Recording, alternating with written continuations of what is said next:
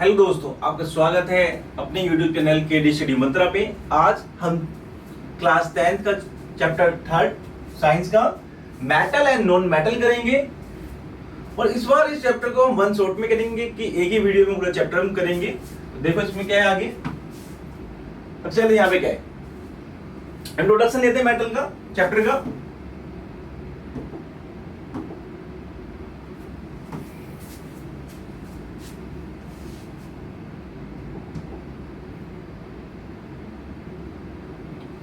समझो यहाँ पे क्या है। Element are broadly classified into metal and non metal. हम जो जितने भी क्या है एलिमेंट है उनको दो चीजों में बांटते हैं, एक मेटल में, नॉन मेटल में। और जब हम बात करते हैं आपकी किसकी, मेटल की, मेटल क्या है, हम मेटल में क्या है हमारा लस्टर, मतलब क्या होते हैं, लस्टेरियस होते हैं, मतलब क्या होते हैं वो आपके शाइनी होते हैं, मैलेबल होते हैं। उसके बाद में क्या है, टैक्टाइल है, सोनोरस है, good conductor of heat and electricity होते हैं मेटल आपके। और उसके बाद में क्या है, positive ions by losing electron, तो मतलब पॉजिटिव आयंस बनाते हैं। वही हम बात करें नॉन मेटल की, नॉन मेटल क्या है, डुल होते हैं, brittle, poor conductor and form negative ions by the gaining electron.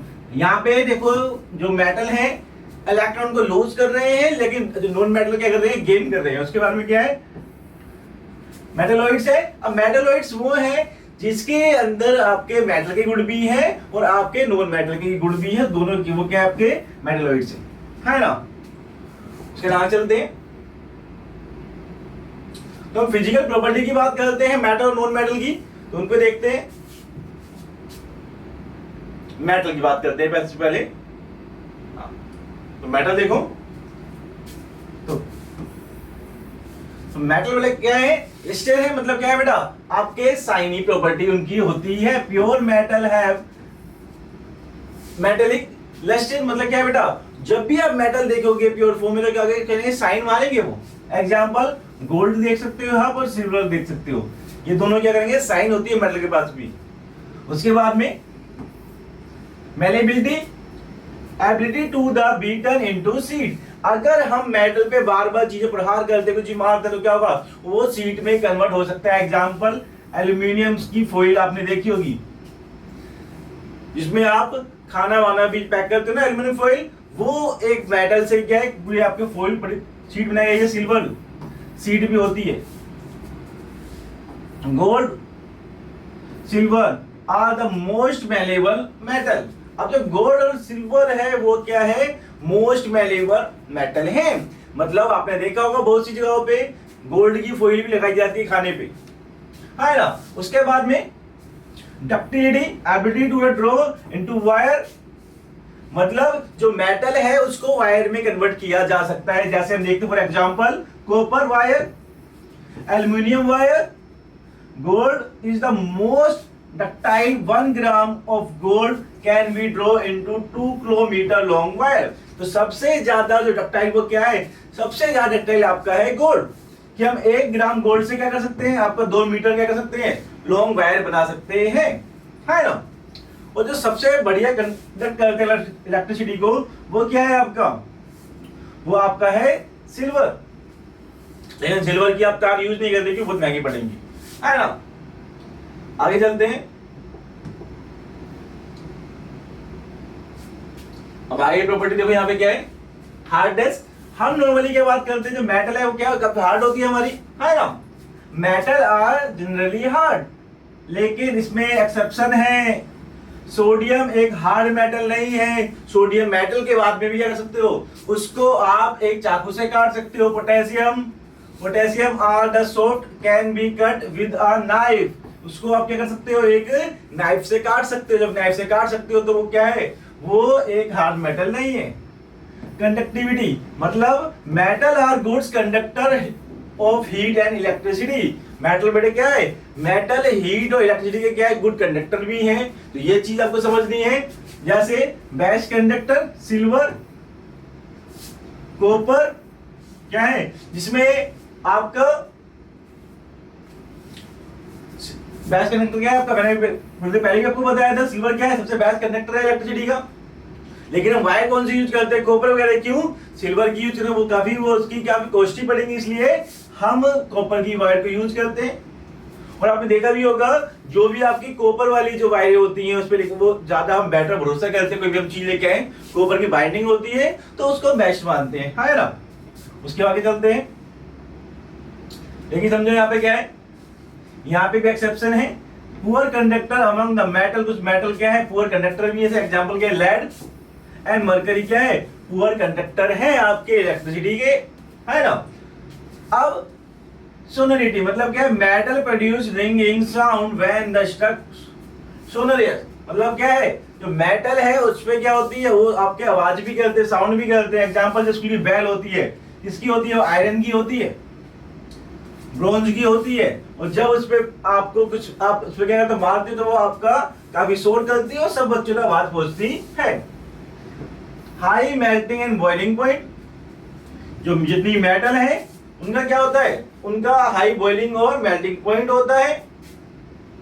लेकिन इस पे भी क्या एक्सेप्शन है, नीचे जा रखा है, गैलियम है एंड गैलियम देखते हो उसमें क्या है वो आपके रूम टेम्परेचर पे क्या होगा, रूम टेम्परेचर पे आपका क्या होगा, गैलियम है वो आपके लिक्विड फॉर्म में मेल्ट होना चालू कर देगा। तो ये चीज आप समझ सकते हो यहाँ पे, है ना। आगे चलते हैं, अब बात आते हैं, अब ये मेटल को हम जान चुके हैं ना, अब हम जानते हैं नॉन मेटल को। नॉन मेटल में क्या क्या है, नॉन मेटल की जब हम बात करते हैं समझो क्या है, हाँ जब नॉन मेटल की बात करते हैं मोस्टली ब्रिटल, ब्रिटल मतलब क्या है बेटा, ब्रिटल मतलब क्या है नाजुक टाइप के होते हैं ना आपके नॉन मेटल।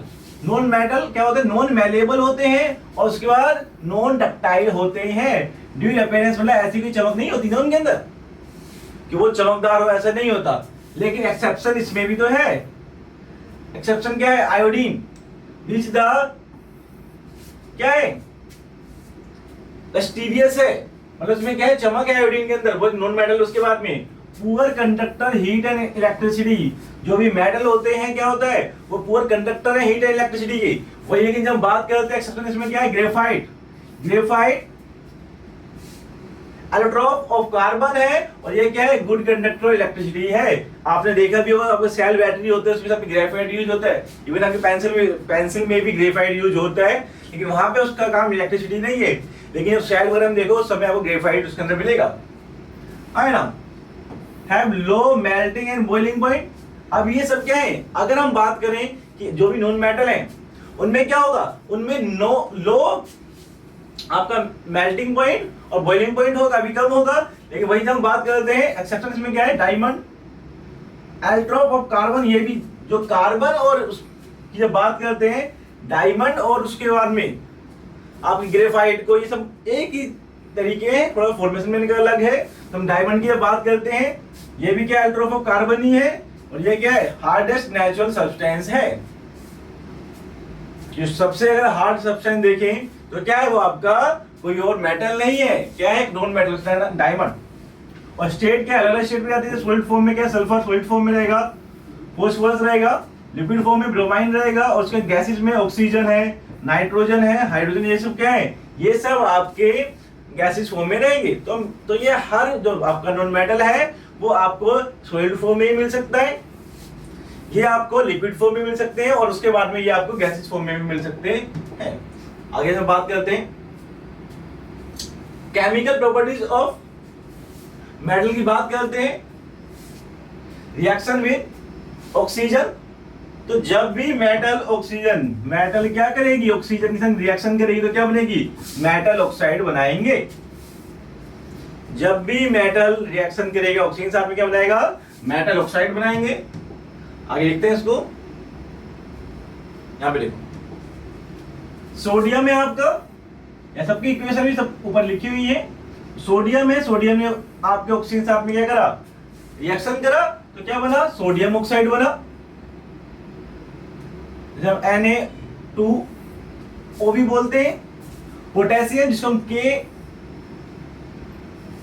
आपके ऑक्सीजन क्या करा, रिएक्शन करा तो क्या बना, पोटेशियम परऑक्साइड बना। उसके बाद में मैग्नीशियम ने ऑक्सीजन रिएक्शन करा क्या बना, मैग्नीशियम ऑक्साइड बना। एल्यूमिनियम ने रिएक्शन का ऑक्सीजन के साथ में क्या बना, एल्यूमिनियम ऑक्साइड बना। कॉपर ने जब रिएक्शन करे किसके साथ में, ऑक्सीजन के साथ में क्या बना, कॉपर ऑक्साइड बना। तो एक चीज याद रखना, जो मेटल ऑक्साइड होंगे सारे ही क्या होंगे, बेसिक फॉर्म में होंगे। और अगर सारे मेटल ऑक्साइड क्या है, अगर मोस्टली मेटल ऑक्साइड आपके बेसिक फॉर्म में है, तो अगर रिएक्शन होता है किसके साथ में, एसिड के साथ में, तो क्या होगा, तो आपका सोल्ट प्लस वाटर मिलेगा, न्यूट्रलाइजेशन रिएक्शन होगा। इस बात को भी आपको याद रखना है। Some aluminium oxide, zinc oxide are amphoteric, react with the both acid and bases।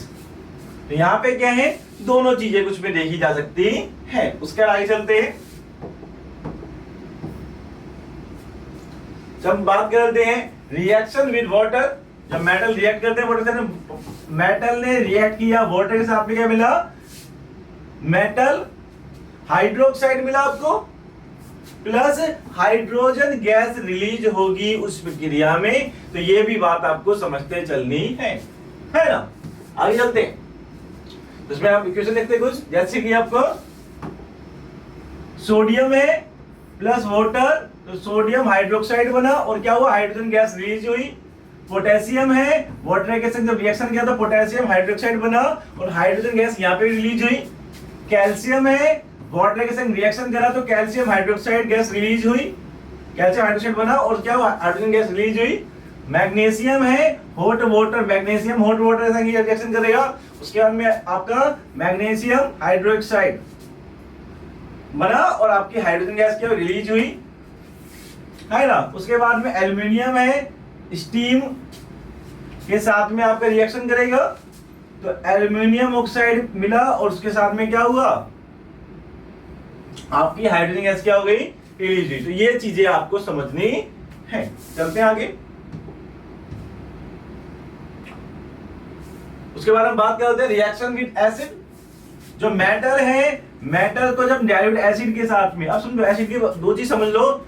Strong acid वो है जिसमें क्या है, आपके वाटर की जो क्या है, वाटर कम है और एसिड की क्या ज्यादा है। अब डाइल्यूट करने के लिए क्या है, हम पानी मिलाते हैं। तो जब मेटल आपके डाइल्यूट एसिड के साथ में रिएक्शन करेंगे तो क्या बनाएंगे, सोल्ट बनाएंगे, पहले बोल चुका हूं। क्योंकि जो मेटल है वो नेचर उनका कहीं ना कहीं क्या है, बेसिक है। और जब बेसिक किसी नेचर वाले को हम एसिड का रिएक्शन करवाते हैं तो उससे क्या मिलता है, उससे मिलता है सोल्ट प्लस वाटर मिलता है। तो यहाँ पे सोल्ट मिलेगा, हाइड्रोजन गैस मिलेगी। देखते हैं यहाँ पे, अब जिंक है, हाइड्रोक्लोरिक एसिड से हम HCl भी कहते हैं, उससे रिएक्शन करवाया तो हमें क्या मिला, जिंक क्लोराइड मिला। और जिंक क्लोराइड के साथ में क्या हुआ, आपकी हाइड्रोजन गैस भी रिलीज हुई। वही हम बात करते हैं Fe मतलब क्या, आयरन। आप चीजों को अच्छे समझ पाए इसलिए हर इक्वेशन को मैंने उस सब्सटेंस एलिमेंट के नाम के साथ में भी लिखा, अच्छे समझ पाओ। अगर ये सारी खाली इक्वेशन होती तो आपको समझने में दिक्कत आती, लेकिन यहाँ पे चीज आपको अच्छे समझ में आएंगी। आयरन को सल्फ्यूरिक एसिड के साथ में हम रिएक्शन करवाया तो हमें क्या मिला, आयरन सल्फेट मिला। उसके बाद में क्या हुआ, हाइड्रोजन गैस क्या हुई, आपकी रिलीज हुई। तो एक चीज समझो, एक्सेप्शन क्या है, copper, silver, gold do not react with dilute acid. Copper, उसके बाद में आपका गोल्ड, उसके बाद में सिल्वर, ये डाइल्यूट एसिड से कभी भी रिएक्शन नहीं करते हैं। Nitric acid is an oxidising acid है, तो नॉर्मली नो। तो अगर हम किसी का अभिक्रिया मेटलिंग करवाएं नाइट्रिक एसिड के साथ में, तो ऑक्सीडाइजिंग एसिड है, तो क्या होगा, वो आपके हाइड्रोजन गैस को रिलीज नहीं करेगा। तो ये सारे एक्सेप्शन हैं, इनको भी आपको याद करते चलना है। अगला चलते हैं, डिस्प्लेसमेंट रिएक्शन। डिस्प्लेसमेंट क्या है, मोर रिएक्टिव मेटल है। उसके बाद में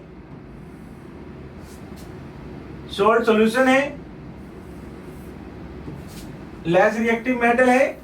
जब होगा न्यू सोल्ट बनेगा और डिस्प्लेस मेटल हो जाएगा, है ना। समझो कैसे। जब बात करते हैं यहां पे आपका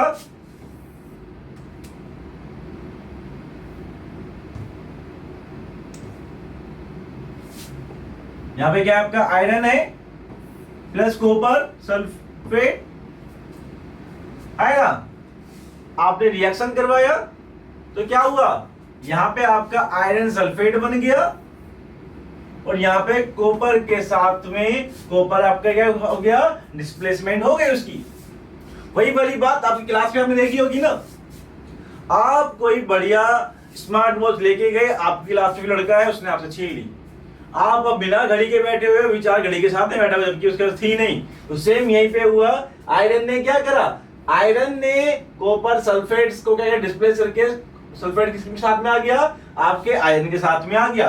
तो इसको हम डिस्प्लेसमेंट रिएक्शन के नाम से भी जानते हैं। उसके बाद में यहां पे जिंक ले लो प्लस कॉपर ले लो, तो कॉपर सल्फेट है तो यहां पे जिंक सल्फेट हो गया, कॉपर द्वारा से उसका डिस्प्लेसमेंट हो गया।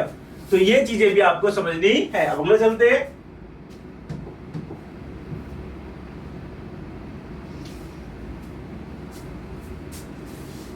रिएक्टिविटी सीरीज हम बात करते हैं। अब समझो,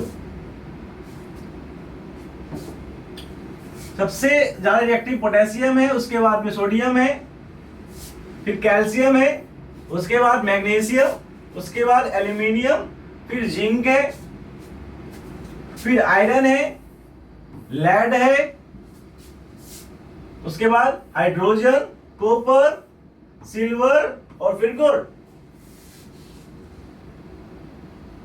इसको याद करना हो तो कोई मतलब पोटेशियम, ना मतलब सोडियम, करे का मतलब कैल्शियम, मेरा मतलब मैग्नीशियम, आसान मतलब एल्युमिनियम, ज्यादा मतलब जिंक, इज्जत मतलब आयरन, लवली मतलब लेड, हाई मतलब हाइड्रोजन, कोला मतलब कॉपर, सोडा मतलब सिल्वर,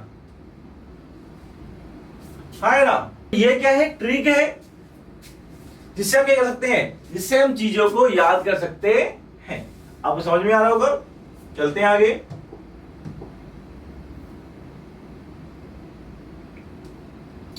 अब समझो ionic bond, ionic bonding compound समझो।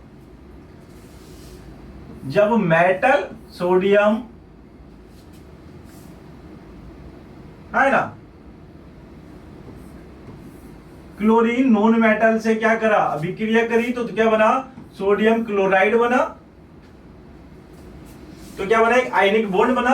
अब जब भी कभी ऐसा होगा और आयनिक बॉन्ड बनेंगे तो क्या समझो, क्या वो हार्ड होंगे और ब्रिटल सॉलिड भी होंगे, नाजुक भी हार्ड भी सकते हैं। हाई मेल्टिंग और बॉइलिंग पॉइंट होगा उनका। सोल्यूबल इन वाटर मतलब but not organic solvent, organic solvent नहीं लेकिन क्या है, सोलेबल है। उसके बाद में conduct electricity in Merton dissolve state not solid, मतलब जब डिजोल्व स्टेट में होंगे जब भी इलेक्ट्रिसिटी को कंडक्ट करेंगे, ऐसे में नहीं करेंगे। मेरा समझ में आ रही है। चलते हैं आगे। आगे समझो क्या है, एक्सट्रैक्शन ऑफ मेटल मतलब धातुओं का निष्कर्षण। इसके लिए हम एक अलग सी वीडियो करेंगे, इसे हम सीखेंगे किस मेटल को किस प्रकार से निकाला जाता है। इस टॉपिक को हम कोई न्यू वीडियो बनाएंगे अलग से, उसमें करेंगे अलग से, ठीक है। तो आगे चलते हैं हम। करेजन, आप देखो करेजन क्या है। करेजन क्या है कि आप जो मेटल लेके आते हैं, कुछ टाइम बाद क्या होता है उसमें जब लोहे पे क्या जंग लग जाती है ना। तो बहुत सी चीजें, लेकिन खाली लोहे के एग्जाम्पल लेके समझेंगे, चीजें बहुत सी हैं। आपकी कॉपर में भी क्या होता है, ग्रीन कलर की आपकी क्या की करेजन होता है, तो वो चीज अलग है। हम कॉपर से जो समझते हैं इसमें, समझो इसमें क्या है, रस्टिंग इन आयरन। तो हम बात करते हैं, है ना,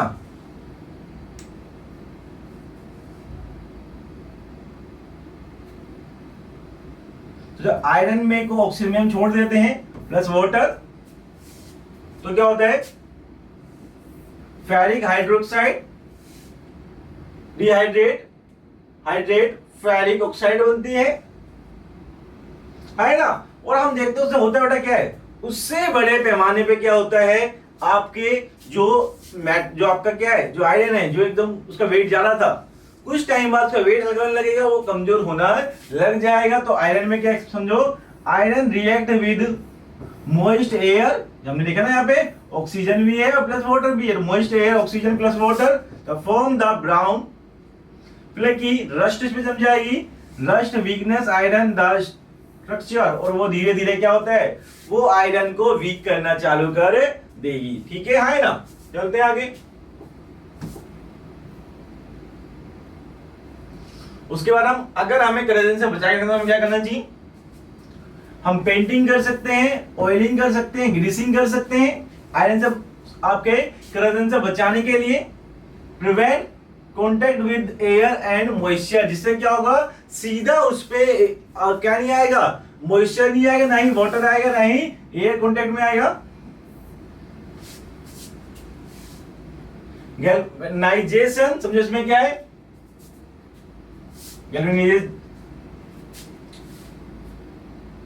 गैल्वेनाइजेशन समझो इसमें क्या है, कोटिंग आयरन विद जिंक। आप जो पाइप लेके आते हो आयरन के, उस पे एक साइन सी आ रही होती है, वो क्या, उसमें जिंक की लेयर चढ़ी होती है, इसलिए आ रही होती है।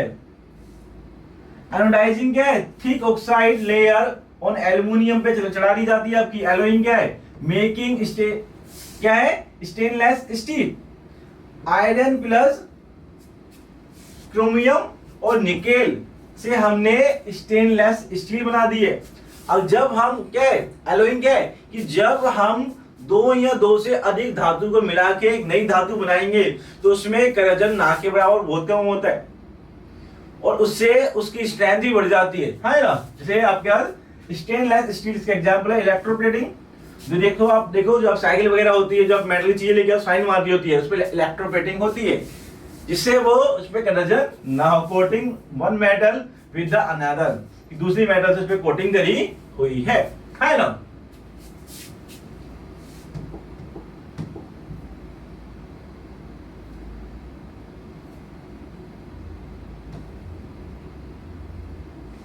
ठीक है, तो हमने ये पूरा चैप्टर वन शॉर्ट में करा, और आशा करते हैं आपको चीजें अच्छी समझ में आई हो।